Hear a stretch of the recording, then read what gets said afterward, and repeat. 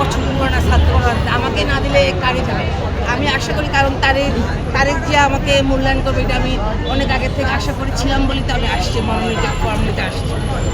তারপরে আমার দুটো ঠ্যাং ভেঙে দিয়েছিল আমি সেই ধাত থেকে অপারেশন করে ভালো হয়েছি। আমি দুর্দিনে ছিলাম, সেই খালেদা থেকে আমি এই রাজনীতি করে আসছি। আমাকে কখনো মনে হয় ফেরাবে না, এটা আমার একান্ত আশা যেন আমাকে মনে হয়। আর আমার সঙ্গে যারা আছে মহিলারা যারা কষ্ট করেছে রাজপথে ছিল ওদেরকে যেন দেয়, আমি এটা প্রত্যাশা করছি।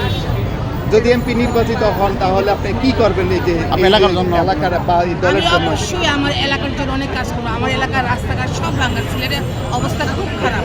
আমরা সিলেটে যেতে লাগে 6-7 ঘন্টা, কিন্তু যেখানে 3 ঘন্টা 4 ঘন্টায় যাওয়া হয় সেটা হচ্ছে না। আমি আগেই ছিলে রাস্তাঘাটের জন্য উন্নয়ন করবো, এটা আমার একান্ত আবেদন করছি। একজন নারী হিসেবে নারীর জন্য আপনি কি কোনো ভূমিকা নেবেন কি? হ্যাঁ, আমার খুব ইচ্ছা আছে আমার গ্রামে সিলেট শহরে আমি একটা গ্রাম আমার এলাকার জমিগঞ্জ কানাইঘাট, আমি চাচ্ছি ওখানে স্কুল করবো, একটা ভালো কলেজ করবো। রাস্তাঘাট নাই, সব ভাঙা, নদী সব ভেঙে নিয়ে গেছে, রাস্তাঘাট এসব উন্নয়ন আমি করবো। আমার কাছে অনেক খারাপ লাগে যখন অনেক মহিলারা কষ্ট করে রাস্তাঘাটে হাঁটতে পারে না, আর কষ্ট করছে। আর এই যে আমাদের যেভাবে আওয়ামী লীগ নির্যাতন করেছে, আমি চাই যেন আল্লাহ যেন আমাকে যদি এমপি করে আমি সবাইকে হেল্প করতে পারি, সাহায্য করতে পারি। আমি আশা করি আমাদের সব দলের নেতারা আমাকে চিনেন, আমাকে এমপি সিলেকশন করবে, এটা আমার একান্ত আশা। তারেক রহমানের কাছে কি প্রত্যাশা এই নিয়ে?